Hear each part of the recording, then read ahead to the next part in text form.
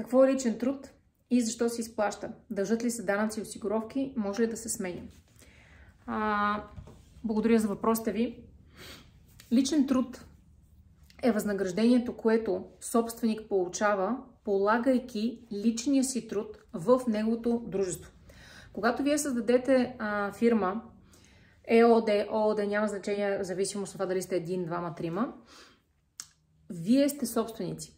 И вие имате право да бъдете собственици, без да плащате осигуровки, без да работите в даденото дружество. В случай обаче, когато вие представлявате това дружество и вие полагате личния си труд в него, вие обикновено се самоосигурявате или сте на договор за управление. Ако се самоосигурявате, те наречения СОЛ, може би сте чули някакво това съкращение, с него имате право да работите, плащате осигуровки към държавата, но към него върви и правото ви и нуждата да получавате приходи, защото полагайки труд в тази фирма, в крайна сметка вие трябва да имате с какво да живеете.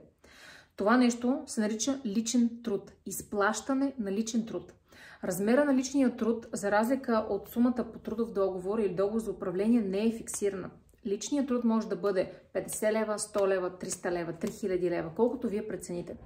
Особеността е, че когато в месеца вие плащате осигуровки, обикновено вие сте избрали определен осигурителен праг. Приемаме, че това е минимум за годината, който към момента вече е 780 лева. Плащайки този праг, осигуровките за този праг, вие имате възможност, когато си изплатите личен труд в размер на тези пари, да платите само 10% данък общ доход.